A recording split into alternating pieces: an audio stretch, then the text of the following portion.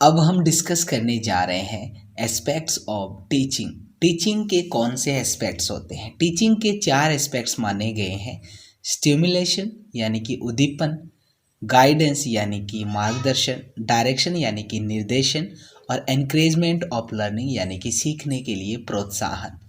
Bloom के अनुसार teaching के 3 एस्पेक्ट्स होते हैं। ये ध्यान रखिएगा, एग्जाम में ये भी क्वेश्चन आ सकता है कि ब्लूम ने टीचिंग के कितने एस्पेक्ट्स माने हैं, तो वो 3 हैं।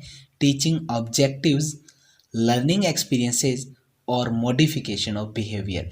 मॉडिफिकेशन ऑफ बिहेवियर जो होता है वो ही टीचिंग को एक पर्पसफुल एक्टिविटी बनाता है।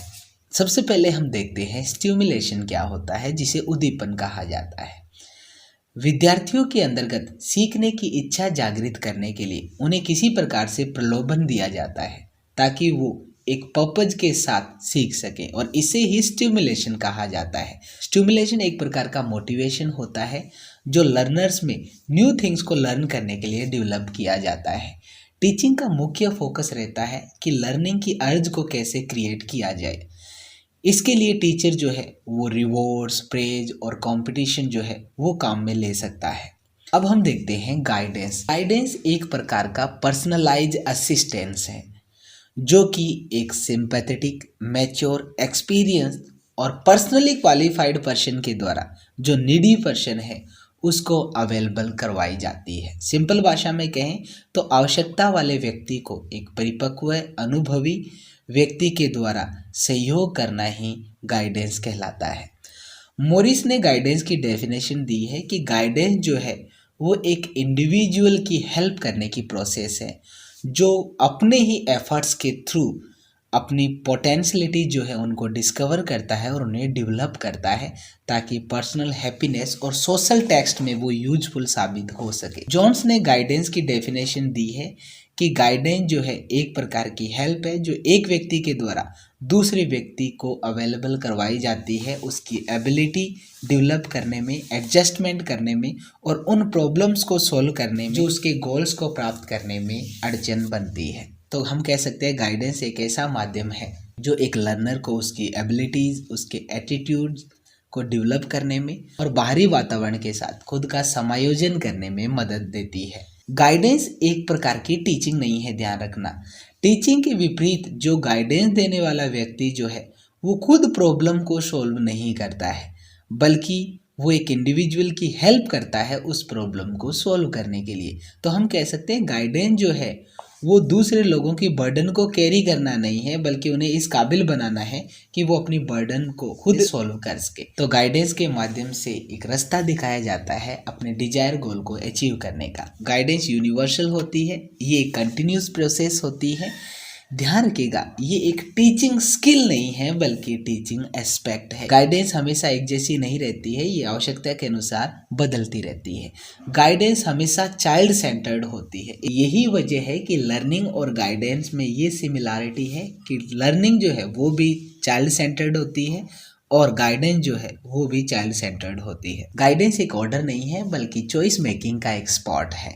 गाइडेंस एक ऐसी एबिलिटी है जो प्रॉब्लम सॉल्व करने के लिए एक व्यक्ति को डिसीजन लेने के काबिल बनाती है। गाइडेंस के अंतर्गत सजेशन जो है वो एक व्यक्ति पर थोपे नहीं जाते हैं बल्कि ये उस व्यक्ति पर डिपेंड करते हैं कि वो इन्हें फॉलो करे या ना करे। जॉन्स के अनुसार गाइडेंस का मतलब रिसर्च नहीं है बल्कि इसका मतलब है चॉइस मेकिंग, एडजस्टमेंट और solution of problems bye on. Guidance जो है वो एक विशेष टाइम तक ही लिमिट नहीं होती है, ये एक लाइफ लॉन्ग प्रोसेस है, ये कंटिन्यूस प्रोसेस है। तो ये था गाइडेंस का बेसिक कॉन्सेप्ट। अब हम देखते हैं गाइडेंस के टाइप्स। गाइडेंस 3 टाइप्स की होती है, एजुकेशनल, वोकेशनल और पर्सनल। सबसे पहले हम देखते हैं एजुकेशनल गाइडेंस क्या होती है। एजुकेशनल गाइडेंस एक स्कूल की हेल्प करती है एडजस्टमेंट एस्टेब्लिश करने में और जो भी बच्चों की प्रॉब्लम है, चाहे उनके पाठ्यक्रम से संबंधित है, उनकी पुस्तकों से संबंधित है, उनको सॉल्व करने में। सिंपल भाषा में कहें तो एजुकेशन से रिलेटेड जो गाइडेंस होती है वो एजुकेशनल गाइडेंस है। इसके मुख्य फंक्शन है जो ये हेल्प करती है कोर्स को सिलेक्ट करने में, इंस्टीट्यूशन और कोर्स के साथ एडजस्टमेंट डेवलप करने में, इसके साथ ही उस कोर्स के अंतर्गत अचीवमेंट इंश्योर करने में भी गाइडेंस हेल्प करती है। ध्यान रखिएगा, गाइडेंस पर्सनल और कलेक्टिव दोनों होती है। एक व्यक्ति को भी दी जा सकती है और पूरे ग्रुप को भी दी जा सकती है। कलेक्टिव गाइडेंस की हम बात करें तो इसके कई पार्ट्स हैं, ग्रुप ओरिएंटेशन, साइकोलॉजिकल टेस्टिंग और प्रोफाइल फॉर्मेशन। तो आप इन तीनों चीज़ों को भी ध्यान रखिएगा। अब हम बात करते हैं वोकेशनल गाइडेंस की।